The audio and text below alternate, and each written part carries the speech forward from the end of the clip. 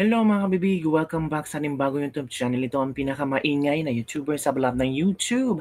Ako si Kabibig, maglabag-labag na tao with evidence. So eto kabibig ha. Nako oy. Huli sa bibig, huli sa kanilang mga ba-ba-ba. Kung ano-ano ang mga sinasabi nila, parang talagang masira si BP Sara. Benny Abante, nagsinungaling, nilaglag ni Jinky Luistro. Walang dokumentong hawak para i-impeach si BP Sara. Tama nga si BP Sara na puro lang ito fishing expedition ang ginagawa nila. Gagawa sila ng Quadcom the second, Quadcom 2.0 para doon sila kukuha ng ebidensya kay BP Sara. Ni-request man na si BP Sara na mag-attend siya sa kailang hearing daw, trial daw. Akala nyo si BP Sara papunta daw, hindi, ay nabasa na ni BP Sara. Sumagot nga si BP Sara sa inyong, ano ba yon? Yung mga grounds for impeachment. Alam naman ni BP Sara, gawa-gawa lang yun, di ba? At ito ito kasi mga kongresistang ito ba, gusto lang talaga magpapapil, magpapa-epal, pabida-bida, parang talaga for their own sake. Halata kaayo na they are grandstanding. Parang talaga mapuna na ang galing niya. Yan ang gusto kong kongresista, palaban. Gusto ko na makita si BP Sara ma-impeach sa kongresistang ito. Talaga ba? Eto kabibig ha. Huli sa bibig ni Luistro talaga. Itong si Benny Abante. Mga Benny Abante. Alam naman natin. Ito nahuli sa bibig. Ito, kinig tayo ha. Ito na. Are there documentary evidence attached to the complaint regarding this allegation of bribery? Yeah, Madam Chair, we have already said that there are a lot of documentary evidence here. Time holding. A lot of documentary evidence sila ha. May hawak sila ha. May hawak silang evidence. Documentary evidence talaga. Sabi ni Benny Bante. And are these documentary evidence certified through copies? There are acknowledgement receipts, as I've said a while ago, and I believe that Congressman Suwan can come over and be able to see all of the documentary evidence that we have. Sabi nga. Napakarami kasi, no? May we Napakarami nilang ebidensya. confirm from the endorser if the attachments pertain to the COA documents? I believe so. In fact, we could be able to actually even call upon the forensic review of all of the accounts and Forensic review na ang sinabi ni Benny Abante ha. expenses that have been done by the Office of Vice President. Yung bahong mga dokumento ng pagtanggap ni Mary Grace Piatos, Chippy McDonald, Carlos Miguel Wishi, itong lahat ng ito bang mga dokumentong ito hawak na po ng komite o ito po ay hihingiin pa lang po ninyo sa COA? Wala pa pong hawak na ganyan. Wala pa pong hawak na ganyan. Ano yan? Benny, my goodness. Nakakahiya. Nakakahiya talaga, super. Wala pa pong hawak na ganyan. Pero sabi ni Benny Abante, documented. Oo, pwedeng ipa-forensic. Grabe, pero sabi ni Willister, wala pa pong hawak na ganyan. Justice Committee. A lot of documentary evidence here. Napakarami kasi. As a matter of fact, that is part of the request for issuance of subpoena duces tecum of all the COA documents. If your question is, may hawak na ba kami? Wala. A lot of documentary evidence here. Napakarami kasi.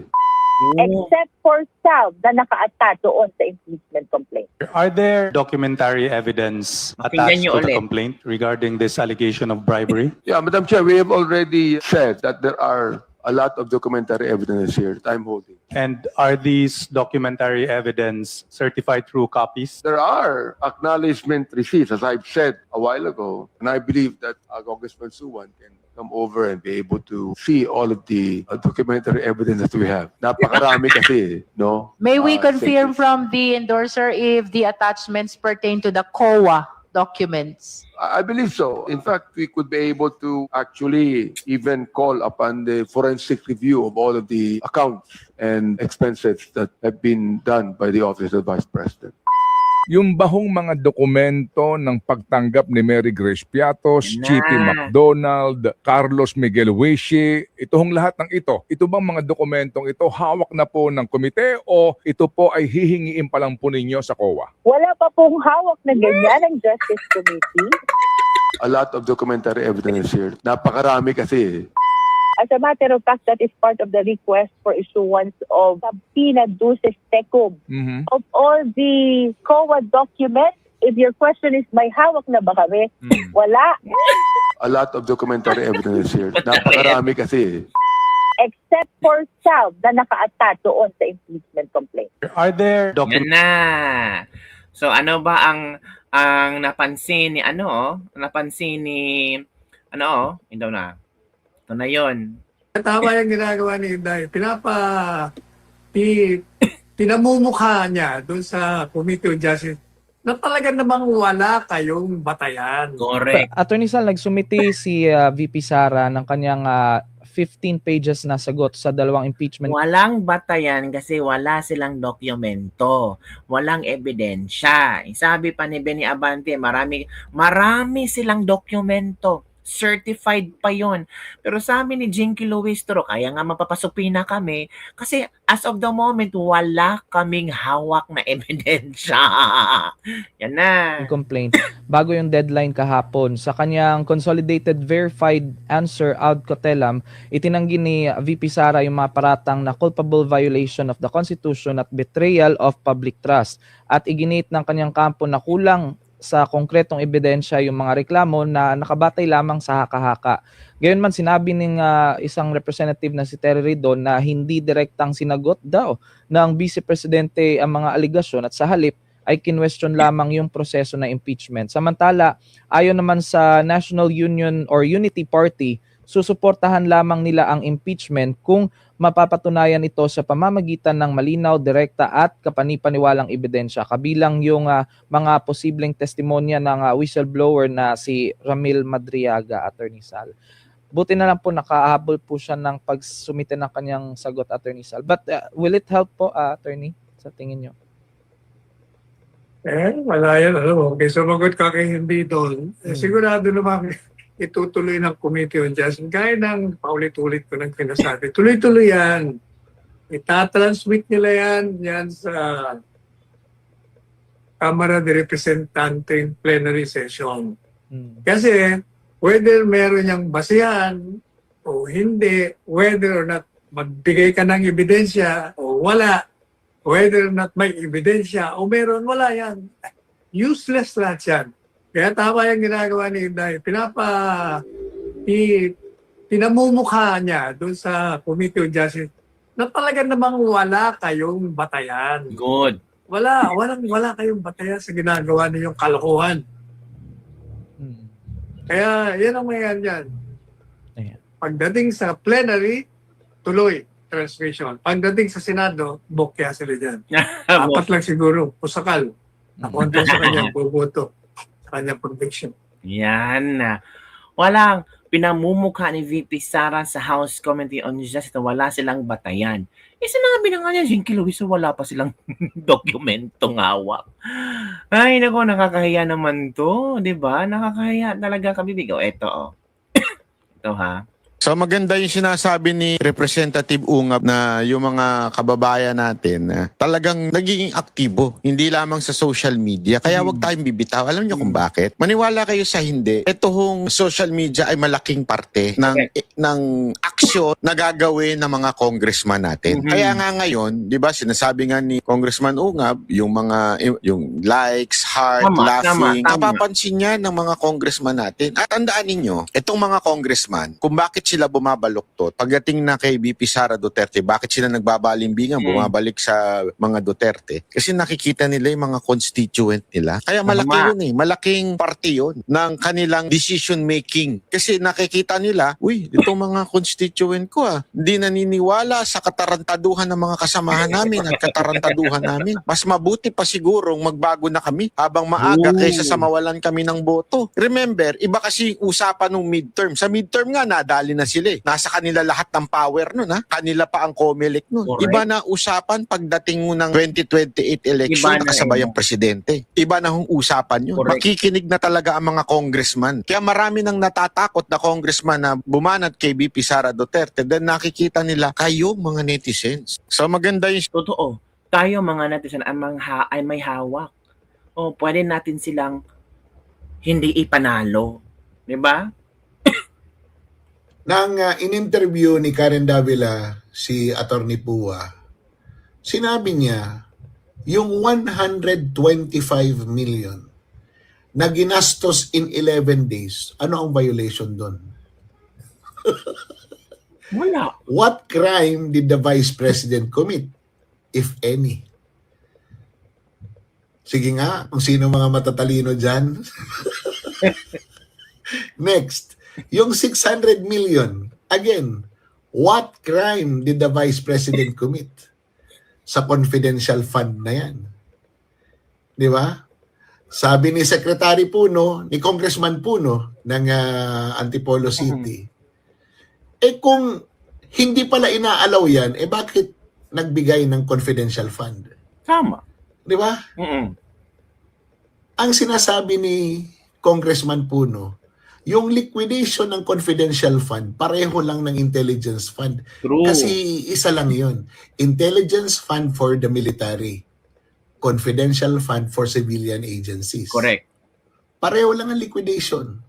You give the job, the title of the operation, and then the person handling the operation. Mhm. Yun lang. You don't need to explain. Confidential nga. Siya nga eh. Kaya ang sabi niya, saan nanggagaling yung mga ipinapakita nilang mga resibo? Because that is not allowed by law. Oh, yan na. Naku po. Kasi itong mga kongresistang ito, mahilig sa grandstanding. Gusto kasi nila na makakuha ng boto sa mga tao ngayon.